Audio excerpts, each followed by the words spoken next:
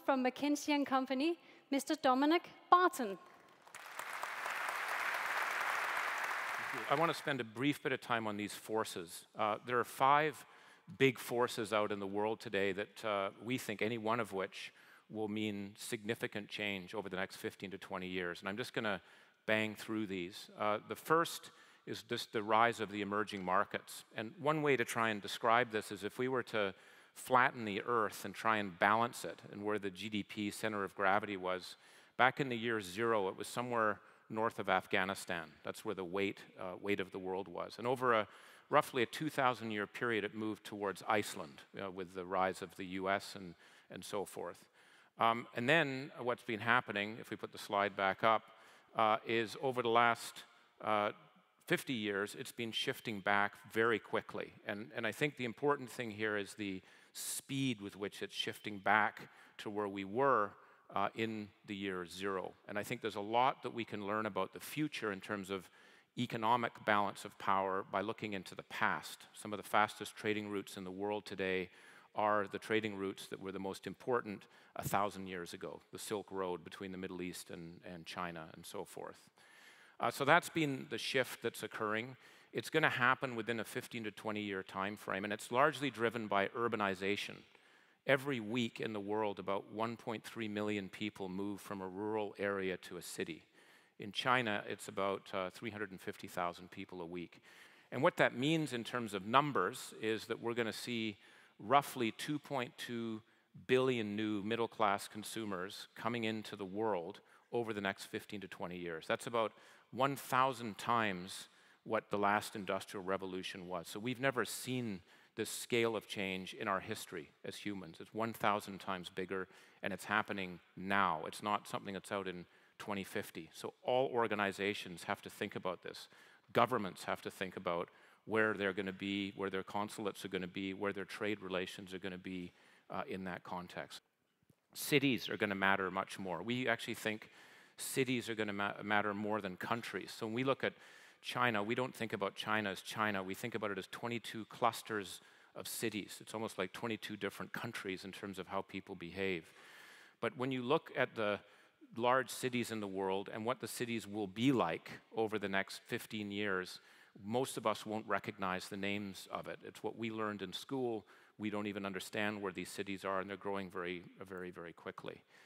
The second big change that we need to be thinking about are the implications of that on resource scarcity. That is going to be a big factor for all of us to deal with, and particularly water, energy, and food. We did some work with the World Bank and the IFC and 6 of our clients that use a lot of water to look at supply and demand, if you will, of water in the various basins around the world. And it was our estimate that we're going to see a 40% excess demand versus supply of water by 2030, even assuming some of the technology improvements. And the problem with water, right, is it doesn't follow political boundaries. It's not Chinese water and Vietnamese water. It goes to wherever it needs to go to. And we're going to see conflicts and challenges that are going to be created by water over time. And basically, if you looked at the average commodity price curve, over a 70-year period, it's been in decline. So looking at things like copper, met coal, and so forth, it's been in about a 70-year decline until about 2005, and then it's moving up the other way. So we're going to see some significant implications for businesses, for governments, for societies in dealing with resource scarcity. A third big force that's out there is the aging population. The world is going to be a much older place than we've ever seen it. We're going to have, 400 million people over the age of 80 at one point. As I get older, I tend to think that's a very good thing. It's a healthy thing for the world, but it has big implications for healthcare costs, for productivity.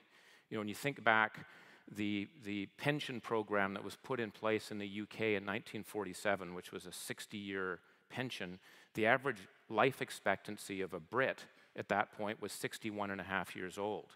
It wasn't exactly a very extravagant pension program. Today, most people, the view is we could be living at least out to the age of 80. And so there's going to be some big shifts that are going to have to occur in how society works, how productivity occurs, new businesses, new support systems, and so forth. The fourth force, and one that I think is every day is bigger, and Hans Vesterberg can talk much more eloquently than I can about this, is the digital age, the technology age. One of the things I try and do in my role, because I joined McKinsey not to do internal work, but external work, is I try and see 2 CEOs or government leaders a day, just it gives me energy versus doing the internal work. And one of the questions I always ask are, what are the 3 things that keep you up at night, or what are the 3 things that you're most focused on? And always, one of the top 2 is technology. Technology is moving 3 to 5 times faster than management, and I don't know whether to be paranoid or excited. I'm typically both. And that, I think, is that's what's happening. It's relentless.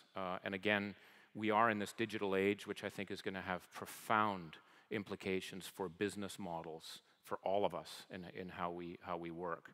And I'm not going to go through the detail of this, but one I always look at is, the average washing machine today has more computing power than NASA used in its Apollo 11 mission. And we're just getting started, right, in terms of the power of technology.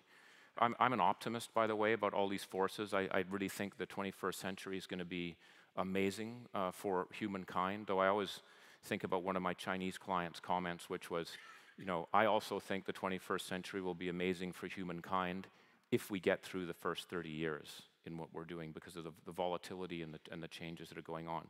I just want to focus on 2 last charts. One is a sort of a soft area, which is on mission and culture.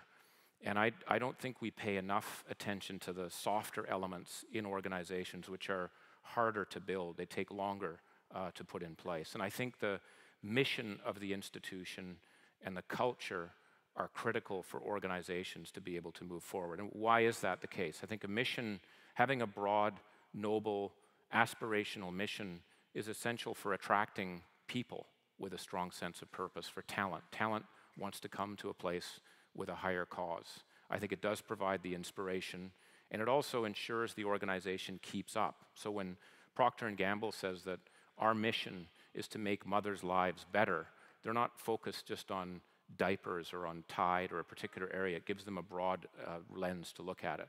And the culture is important because it's how you bond people in the organization together. It encourages or discourages people to think out of the box and take risks. And it also allows an organization to be able to handle disruption. I'd like to begin where you left off with leadership. You say it all depends on what kind of person your leader is. And I was a bit surprised when I read about you and your background. You were born in Uganda, as son of a missionary and a nurse. It's not the background that I normally meet in CEOs. How has that background shaped you as a leader?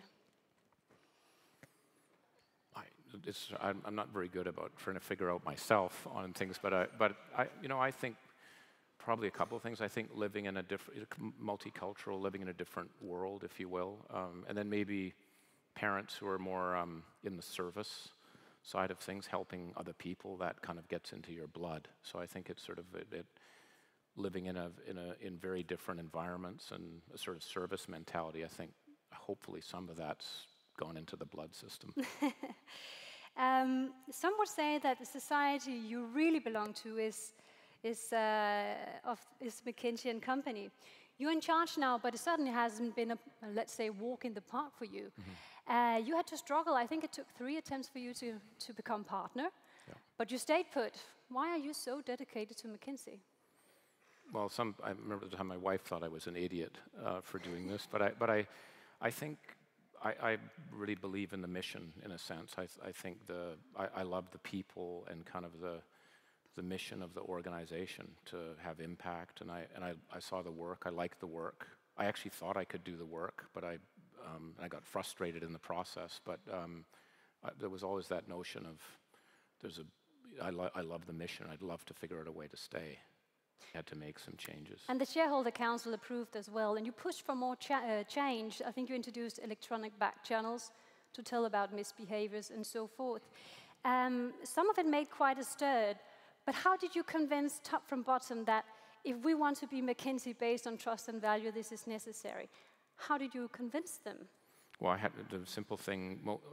I find the only people people in McKinsey will listen to are clients. So it's much more effective to have a CEO come in and give the message than me. So we had, all over the world, we had lots of those discussions going on about what trust is, what's important, what's expected, what their organizations do, what they see other organizations do. We also got a lot of advice. The other thing is we had, and I'm embarrassed to say it, there's a guy named Daniel Ariely who's written a book called Why Humans Cheat, right? And it's just, not to say again we're all a bunch of cheaters or things, but it's good to learn, use these moments to figure out what it is that we could do differently. So we had academic advisors, people who've helped other organizations help us, law firms, and that, you know, that was very, very helpful.